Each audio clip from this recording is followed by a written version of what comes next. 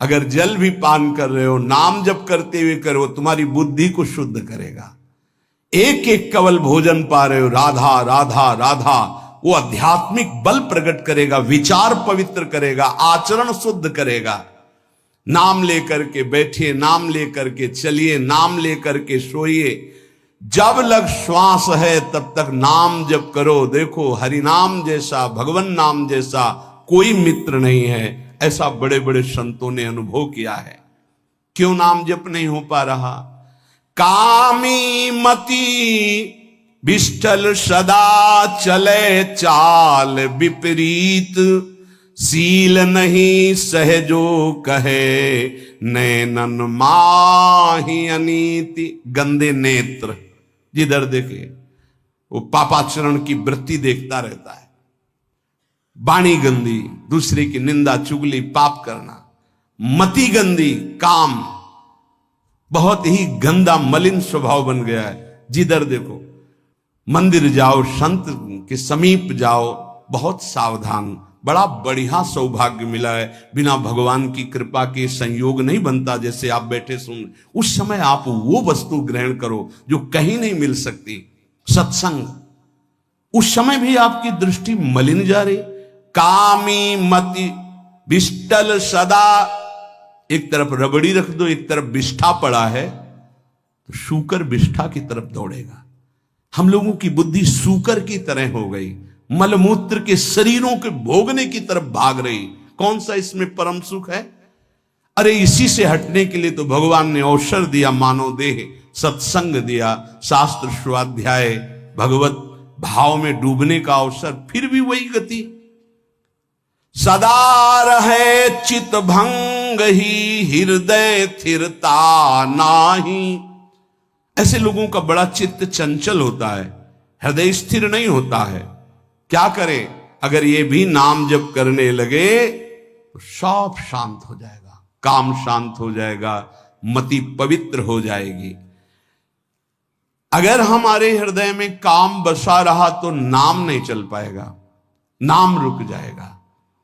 हमें एक एक चीज पावन करनी इसी नाम से। वाणी, नेत्र, श्रवणेन्द्री, संपूर्ण शरीर, अंतःकरण, तब भगवत मिलन होता है।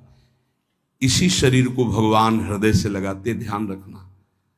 जब भगवान प्रकट होते हैं तो ऐसा नहीं है कि वो भाव में केवल प्रकट होते हैं। जैसे हम आप देख रहे हैं, हम आप मिल रहे हैं, ऐसे भगवान अपने भक्तों को हृदय से लगाते हैं। सच्ची मानिए, वो यही हैं, हर समय पास हैं। जिस समय हमारी इंद्रियां पवित्र हो गई, शरीर पवित्र हो गया, हृदय पवित्र हो गया, भगवान करुणा करके प्रकाशित हो जाते, माया का पर्दा हटा देते हैं। पूज्य नारायण स्वामी, बड़े सिद्ध महापुरुष हुए, वो कह रहे हैं कि नाम कैसे आपका निरंतर चलेगा। इसके लिए जिस वाणी से नाम जप कर रहे हो, यदि झूठ बोलोगे, अरे आश्चर्य होता है, झूठ बोल करके तुम सोच रहे हो हम संभाल लेंगे। नहीं नहीं, झूठ तुम्हारा नाश कर रहा है, तुम्हें पता नहीं। जिस जिह्वा से नाम जप कर रहे हो, अगर नाम का विशेष फल प्राप्त करना है, जल्दी फल प्राप्त करना है, आपको दुखों से बचना है, पाप भस्म करना है, तो झूठ बोलना बंद कर दीजिए। क्या बिगड़ जाएगा आपका? सच्ची बोलने में क्या बिगड़ जाएगा? सच्ची बोलना शुरू करोगे, हिम्मत नहीं रह जाएगी पाप करने की। ये जो पाप करने की तुम्हारी हिम्मत पड़ रही, झूठ बोलने के कारण पड़ रही। नहीं, असत्य संपातक पुंजा, सबसे बड़ा पाप झूठ बोलना। उससे क्या होता है? हर चीज हम छुपाना चाहते हैं। किससे? उस सर्वज्ञ परमात्मा से, गुरुदेव से। नहीं, झूठ नहीं। नाम इसीलिए नहीं चल पा रहा। थोड़ी दिन नाम चलाएंगे, छूट जाएगा, क्योंकि आप झूठ बोलते हैं, पापाचरण करते हैं। अगर नाम को चलाना है तो नारायण स्वामी जी कह रहे हैं, पहली बात, मौन का आश्रय लीजिए, कम बोलिए, अधिकतर चुप रहना सीखिए, तभी नाम चला पाएंगे। जो कार्य कर रहे हैं आप उस पर ध्यान दें, उस कार्य को एकाग्रता पूर्वक करें, वाणी को मौन रखें, उस वाणी से धीरे धीरे नाम उच्चारण करें। कम से कम 24 घंटे में 4 घंटे मौन का तो सबको अभ्यास कर लेना चाहिए। 24 घंटे में 4 घंटे मौन का। तो ऐसे ऐसे बुद्धिमान हो कहेंगे हम 6 घंटे मौन रहते हैं। कब? बोले जब सोते हैं तब। आप 4 घंटे कह रहे हो, हम 6 घंटे मौन रहते हैं। 24 घंटे में हम 6 घंटे मौन रहते हैं। बहुत बुद्धिमान है। बोले आप 4 घंटे कहते हो, हम 6 घंटे मौन रहते हैं। तो कब आप मौन रहते हैं? बोले जब सोते हैं तो 6 घंटे सोते हैं, मौन ही रहते हैं उस समय। मौन जागृत की कह रहा हूं, 4 घंटे का। नारायण स्वामी के बहुत बड़े महापुरुष हुए। तुम 4 घंटे मौन का अभ्यास करो, ऐसा निकालो 2 घंटे, 2 घंटे करके 24 घंटे में 4 घंटे मौन। उस समय हम किसी से बात नहीं करेंगे, नाम जप करेंगे। कार्य करो, कार्य करने के लिए मना नहीं कर रहे हैं। कम बोलो। आजकल लोग अपनी जीवनी शक्ति को बोलने के द्वारा बहुत नष्ट कर रहे हैं। व्यर्थ की बातें करते रहते हैं। 4 आदमी चल रहे हो, आप पीछे चलिएगा, सुनते, बेमतलब की बातें। नाम जप नहीं होगा, वो डिलीट नहीं होंगी, वैसे ही बनी रहेंगी। अगले जन्म के लिए तैयार हो रहा है। इसलिए नाम यदि सिद्ध करना है, नाम का फल लेना है, नाम का आनंद लेना है, तो वृथा भाषण बंद करो, बेकार की बात बंद करो। जितना कम बोलने से काम चल जाए उतना। सामने वाले को बोलने दीजिए, आप बीच में नाम चल रहा है जी, नाम चल रहा है। जब कोई आवश्यक बात हुई, पवित्र शब्द बोल दिया, नहीं चुपचाप सुनो।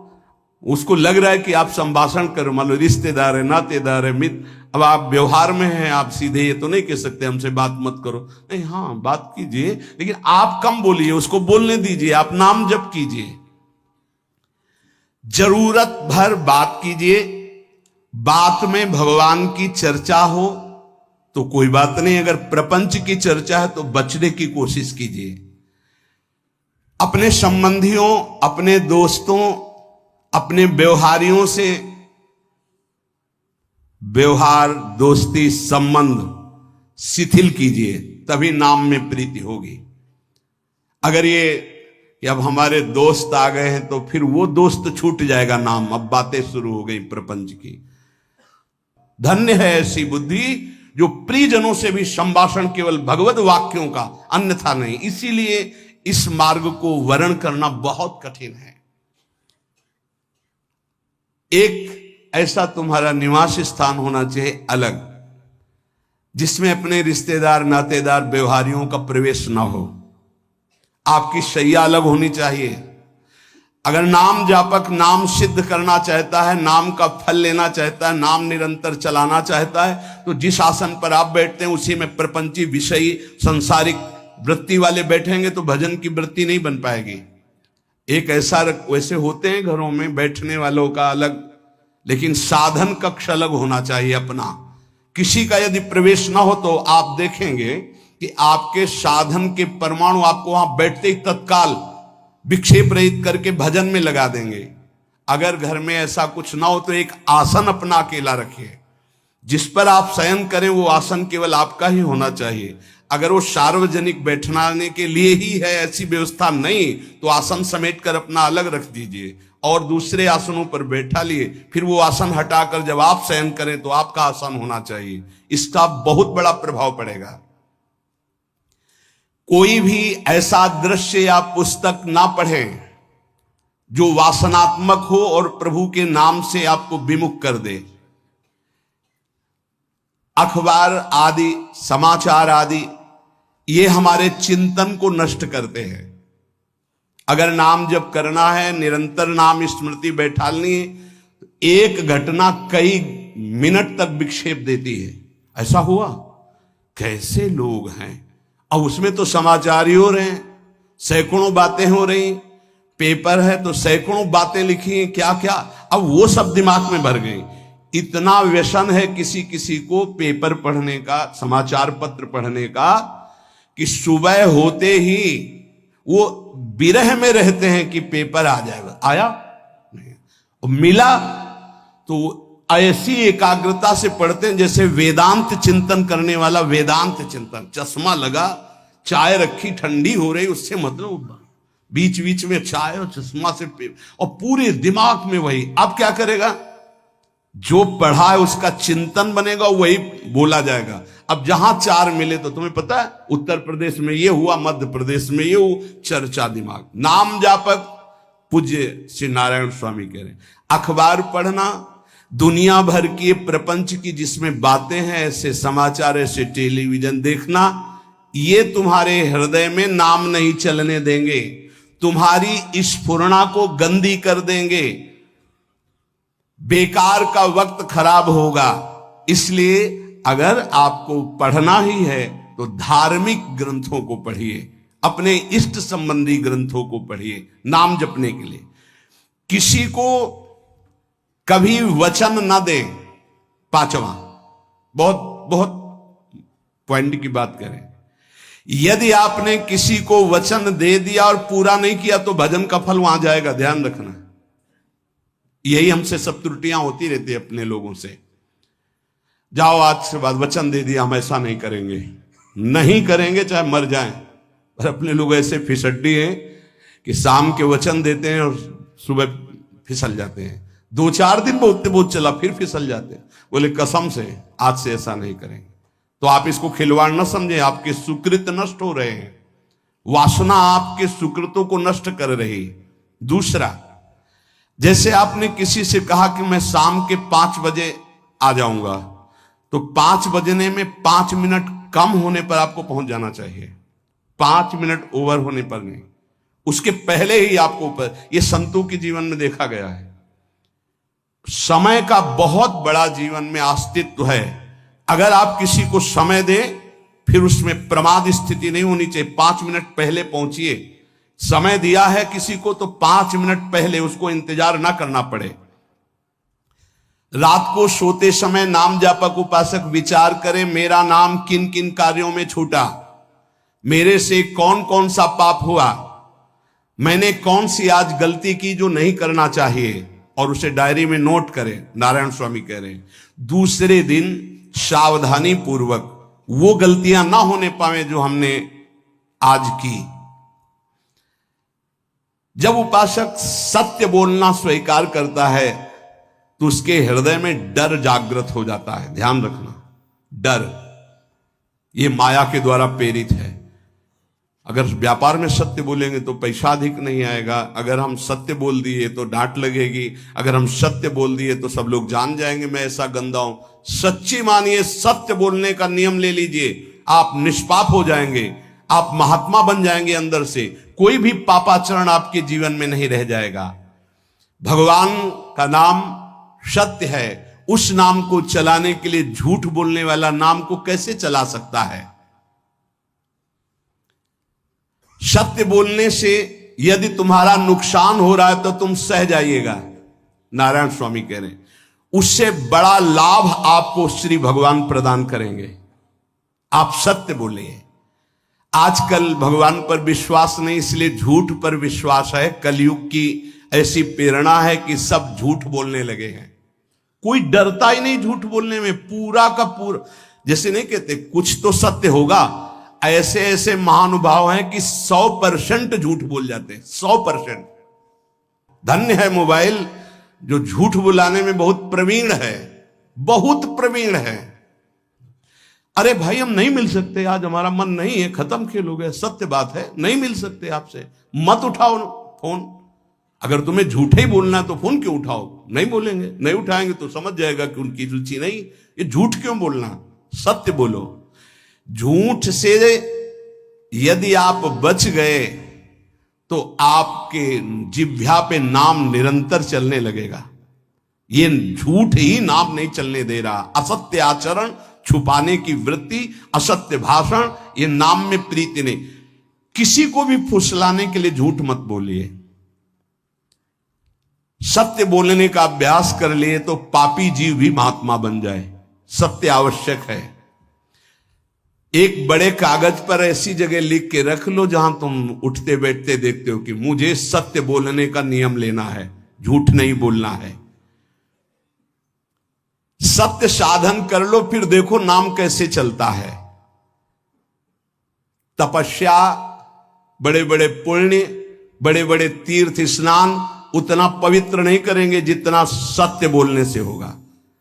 पर बहुत कठिन है इस समय सत्य बोलना। मतलब बात बात पे असत्य का ही वर्ताव हो रहा है, असत्य का अच्छा, ये कोई संसारी आदमी में नहीं, कुछ ऐसे होंगे जो सत्य की वार्ता करते नहीं। प्रायः क्या जाता है, झूठ बोलने में बोल दिया और सामने वाला राजी हो गया, हम निकल गए। लेकिन सत्य ना होने के कारण आप में सत्य आचरण, सत्य स्वरूप भगवान का नाम, भगवान को कहा गया सत्य नारायण, वो नाम नहीं चलेगा। भजन करने का पहला साधन है सत्य बोलना, जबान से सत्य बोला जाए। और भजन की संख्या प्रारंभ में जरूर लेनी चाहिए। यदि 10 माला का नियम लिया, 20 माला का नियम लिया, तो उसे निर्वाह करो। जैसे यहां शरणागति मंत्र मिलता है तो 11 माला प्रारंभ में दी जाती कि आपको करना ही है, ज्यादा हो जाए वो ठीक, 11 से कम वो कभी जीवन में नहीं। अपने जीवन में गुरु आज्ञा 11 माला तो करनी है, हर समय करना है। पर ये मन थोड़े दिन तो नियम में चलेगा, इसके बाद छोड़ देगा। दीक्षा तब लेनी चाहिए जब गुरु आज्ञा पे चलने की हिम्मत हो, नहीं तो ऐसे ही नाम जपो करो। और जब नियम मिल गया 11 माला, तो चाहे प्राण निकल जाए, हमको 11 माला पूरे करने, प्राण निकलने तक गुरु आज्ञा का पालन करना है। यदि आप नाम जप अधिक मात्रा में नहीं करेंगे तो जो आपको नाम मिला है उसका फल आपको अनुभव में नहीं आएगा। क्यों? क्योंकि नाम का हिस्सेदारी होती है, भजन की हिस्सेदारी होती है। जैसे किसी ने प्रणाम किया, वो भजन लिया। गृहस्थी को इसीलिए मना किया कि रास्ते में परिक्रमा मार्ग में हलवा पूड़ी ये सब बट रहा है, हाथ मत फैलाओ। वो दान कर रहा है, सुकृत कर रहा है, और कोई दूसरे ले विरक्ता दी। आप अपने भूख मिटाने के लिए 4 रुपया के चना लेके भले पालो, लेकिन दूसरे के द्वारा दिया हुआ हलवा मत पाओ। यहां धाम आए हो, भगवत कमाई करने आए हो, यहां नाम जप करो, कष्ट सहकर परिक्रमा दो। हो सके 4 रुपए की वस्तु लेकर के आप पशु पक्षियों को पवा दो, किसी एक का पेट भर, तुम मत पाओ दूसरे का। तुम चाहो तो उपवास कर सकते हो, या प्राण पोषण के लिए रूखा सूखा थोड़ा खा लो। ये दूसरे के आराम से धाम में हम आए 2-4 दिन खूब खाए पिए नहीं, भागीदारी हो जाएगी तुम्हारे पुण्यों की। वहां ऐसे फ्री नहीं है कुछ। भजन का भागीदार राजा भी होता है, जिसके राज्य में रह रहे हैं। जो अन्न देता है वो भजन का, जो वस्त्र देता है वो भजन। इसीलिए गृहस्थ को कहीं कुछ भी स्वीकार नहीं करना चाहिए, ये बहुत ध्यान रखिए। अगर आप कहीं तीर्थ साधु आश्रम कहीं जाते हैं, कोशिश कीजिए कि किसी से सेवा ना ले, और अगर सेवा ले तो उसके अनुसार फिर अर्थ दे दे। अगर आपने वहां भोजन पाया, पान पाया, तो उसके अनुसार सोच ले कि अगर हम इतना खरीदते तो कितने का मिलता, वो दे दिया तो आपका भजन बच गया। कभी आपको कोई प्रणाम नमस्कार करे, तत्काल बराबर प्रणाम करो। किसी को अपना भजन का हिस्सेदारी नहीं, सबका मंगल हो। ये भजन जितना बढ़ेगा तो आपको भगवदाकार कर देगा। दिन रात 24 घंटे में 21,600 श्वास चलती है। 21,600 श्वास में 6 घंटा तो सोने के चले जाते, उसमें तो चेतना नहीं रहती। अब हमको अगर 21,600 नाम हमको जपने को मिल जाए तो हमारी हर श्वास सार्थक हो जाए। जो हम 5-6 घंटा सोते हैं उसमें जिनका अभ्यास है तो बात अलग है, नहीं तो वो व्यर्थ जाती है। तो हमें एक श्वास में कई नाम जपने का अभ्यास करना चाहिए, जिससे 200 माला फेरने पर ये 21,600 श्वासों की गणना पूरी होती है। अगर हम 200 माला का नियम ले तो इतना हो सकता है। तो हमें लगता है अगर हर समय माला नहीं ले सकते तो श्वास वाली माला बहुत अच्छी रहती है। श्वास में 4 बार खींचो, 4 बार नाम लेते हुए छोड़ो। दूसरा साधन, एक छोटी माला ले ले, जो आजकल तो काउंटर चला है। काउंटर में ज्यादा सुविधा संसार के क्रियाओं में रहने वालों को होती कि क्या अपनी जेब में डाल लिया। तीसरा साधन, वो बहुत कठिन है। मन की वृत्ति से नाम जप करना, माला, श्वास और मन की वृत्ति, उसमें श्वास की भी गणना का ध्यान नहीं रहता, उसमें केवल चिंतन होता है, चल रहा है। पर ये आखिरी स्थिति होती, इसी के बाद वो परिपक्व अवस्था होता है। जिह्वा से धीरे धीरे नाम उच्चारण करते हुए ये पहला अभ्यास है। प्रारंभिक को एकदम मानसिक में नहीं पहुंचने की चेष्टा करनी चाहिए, 2-4 नाम के बाद मन प्रपंच में फंसा देगा। दूसरा अभ्यास कंठ से में, जैसे हम जिह्वा से राधा वल्लभ श्री राधा वल्लभ श्री राधा वल्लभ श्री, इसे वाचिक जप कहते हैं। मंत्र नहीं होगा, ऐसे नाम होगा, फिर उपांश ऐसे, फिर कंठ से चलता है, फिर हृदय से चलने लगता है, फिर नाभि से चलता है। जिसका नाभि से चलने लगता है उसका परावाणी के द्वारा भजन, वो सिद्ध पुरुष कहा जाता है। 4 वाणी, परा, पश्यंती, मध्यमा, वैखरी। वैखरी जो बोल रहे हैं, जो कंठ से, फिर हृदय से पश्यंती, परा नाभि से, मूलाधार केंद्र से लेकर के संपूर्ण ब्रह्मांड में इसमें नाम गूंज रहा है, वो सिद्ध पुरुष का होता है। पहला अभ्यास जिह्वा हिला करके शुरू करे, राधा राधा राधा राधा, फिर कंठ से। कभी हमारे सदगुरुदेव भगवान को देखना, अगर कोई आ गया और बातचीत का हुआ तो यहां से तत्काल चलता दिखाई देता है ना, कंठ ऐसे ऐसे हिलने लगता है कंठ। अगर शांत बैठे तो फिर नहीं दिखाई दे, अगर कोई है आसपास तो इतनी तीव्रता लगन होती कि कहीं छूट ना जाए नाम। कंठ से विशिष्ट अभ्यासी का, फिर हृदय से परिपक्व अभ्यासी का, और नाभि से सिद्ध महापुरुष का, परावाणी से चलता है। अगर 1 वर्ष तक जिह्वा से अभ्यास किया जाए, ये मैंने किया है, नारायण स्वामी कहते हैं, तो दूसरे वर्ष में कंठ से प्रारंभ हो जाता है। 2 वर्ष कंठ से चले तो अगला हृदय से प्रारंभ हो जाता है, और हृदय से 3 वर्ष चले तो फिर नाभि से 7 वर्ष में नाम सिद्ध हो जाएगा। अगर नियम पूर्वक झूठ ना बोले, सत्य आचरण करे, ऐसे नाम जप करे। हम ये कहते हैं कि चलो थोड़ा धीमे ही सही, पर 12 वर्ष में तो आपको सिद्ध हो जाना चाहिए। 12 वर्ष, यहां बोले 30 वर्ष के, 50 वर्ष हो गए साधन करते हो, ज्यों कहते हो कोई परिवर्तन नहीं। इसका मतलब अंदर से नाम नहीं चलाया जा रहा, नाम में रुचि नहीं। 12 वर्ष में तो वो भगवत साक्षात्कार करके जागृत स्वप्न सुषुप्ति अवस्था पर विजय प्राप्त कर लेता है साधक। ऐसा ही स्वामी जी ने किया, नारायण नारायण नारायण नारायण नारायण, ऐसी सिद्धावस्था हो गई थी। एक टाट की लंगोटी, एक रस्सी कमर में, बस। बड़े ही उच्च कोट और बहुत बड़े अरब खरबपति घर के बालक थे। सारी सिद्धियां उसके पैरों में लौटने लगती हैं, जिसका नाभि से भजन प्रारंभ हो जाता है, परावाणी से। अजपा जाप उसे ही कहते हैं जो नाभि से होता है।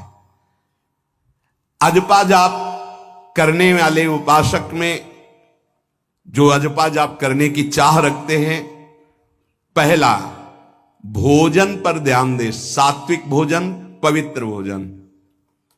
भाई नाम का स्वाद नहीं मिला तो कुछ लोग जो है बहुत प्रसन्न होते हैं जब सांसारिक पदार्थ आता है। बड़ी कृपा श्री ठाकुर जी की रही है कि इस विषय पर जो है बहुत परिपक्व किया है। रोटी नहीं मिली, ये रबड़ी रसगुल्ला की तो बात जाने दो। गंगा का किनारा, गांव में जाना नहीं, जो आकाश वृत्ति से वो आ जाए वही। आप लोगों को तो रोटी तो मिल रही है। पहला नाम सिद्ध करने के लिए भोजन सात्विक और थोड़ा, अगर एक समय पाके निर्वाह कर लो तो अच्छा, नहीं तो 2 समय। 3 समय पाने का तो अधिकार ही नहीं साधक को। भगवान की बड़ी कृपा है, जब भूख थी तब था नहीं, और जब है तो भोजन नहीं पा सकते। वो बड़ा लीला बिहारी। जब भूख थी तब भोजन नहीं, और जब भोजन है तो नियम कानून इसके लग गए हैं, ये इतना इतना।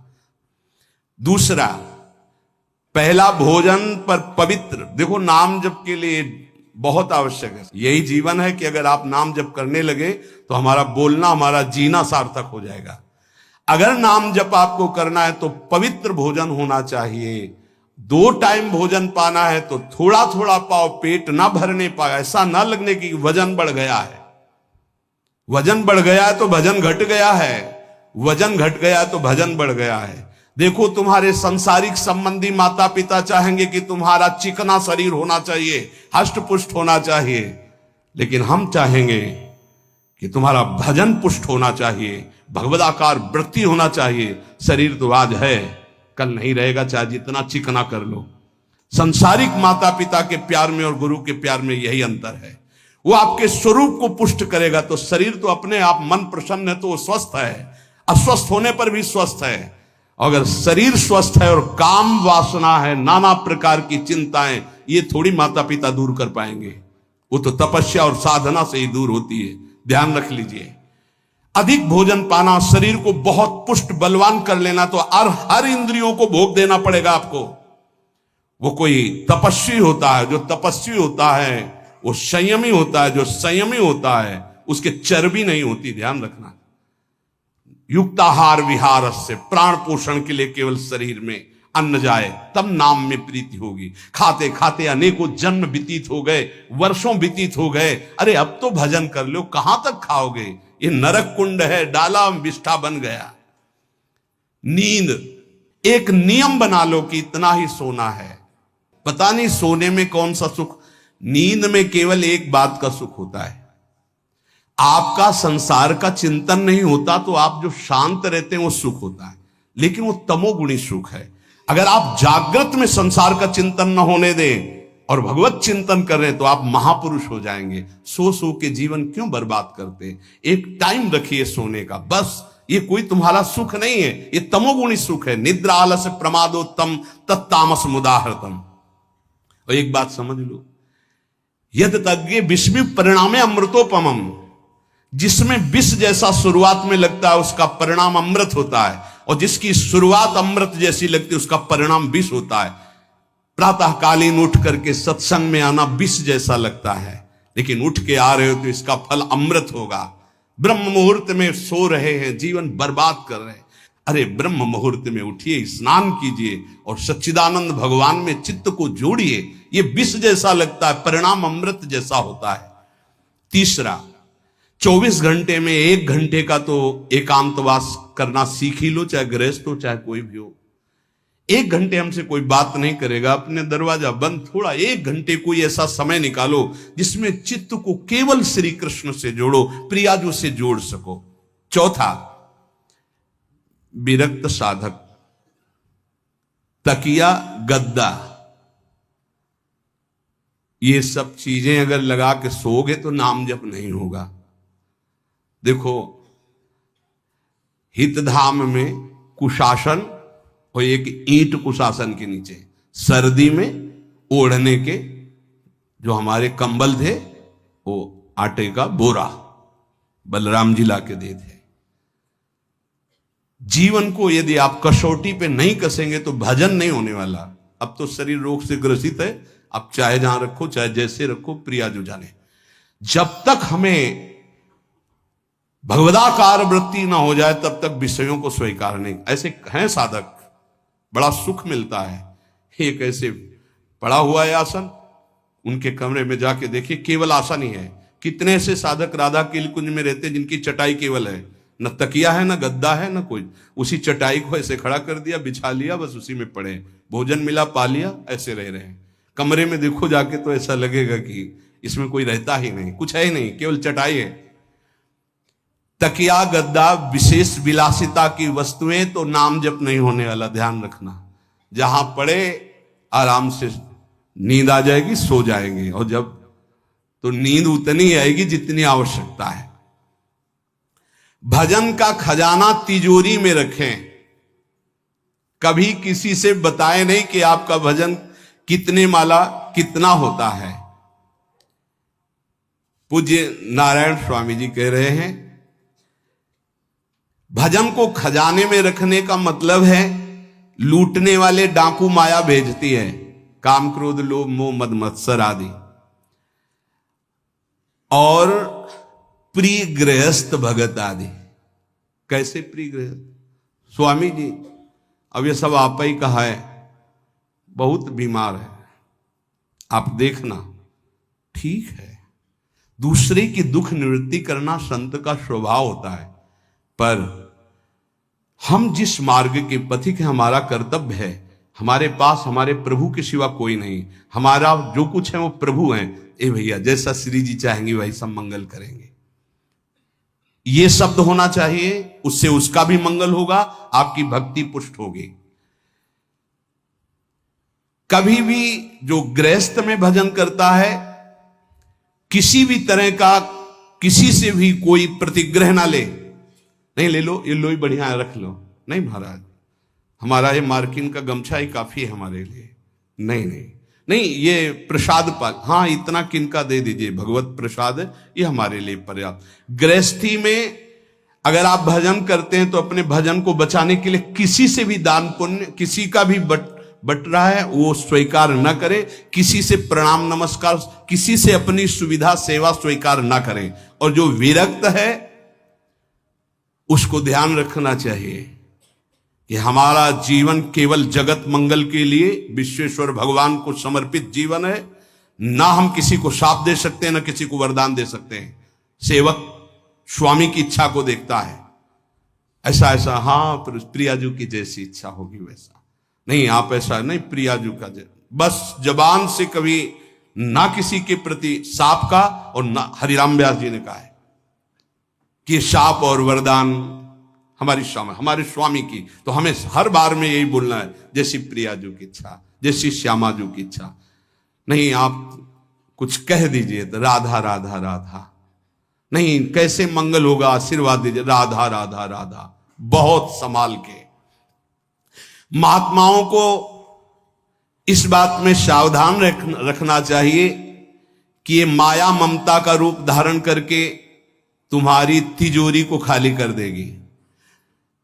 खजाना लूटने के लिए माया, बहुत अनुभवी महापुरुष है, सेवक के रूप में आती है, खास सेवक बनकर। आज तक जहां दगा हुआ है तो खास से हुआ है। जब वृक्ष कटने लगे तो आपस में बात की, भाई ऐसा कौन आ गया जो हमें काट सकता है? बोले हमारा कोई मिल गया। तो कुल्हाड़ में जो बेंट है ना, बोले मिल गया कोई हमारा। खास बन करके आती है माया, सेवक सेविका रूप लेके। बहुत अनुभव की बात महापुरुषों की, मान लीजिए विरक्त जनों के लिए खास बात है। सेवक सेविका रूप रख करके माया आएगी। इसके बाद अगर आपने स्वीकार किया, फिर तुम सेवक होगे, वो स्वामी होगी। समझ रहे हो? बहुत अंदर से इस बात को समझ लीजिए। अगर आपको भगवत प्राप्ति करनी है तो जब तक शरीर में श्वास रहे, सेवा मत स्वीकार करना किसी की। कपड़ा धुलाना, खाना पीना, भीख मांग के खाओ, भिक्षा अन्न, या आकाशवृत्ति से जियो, जैसे मना। ना कपड़ा धो पाओ तो उतने पहनो जितना धो पाओ।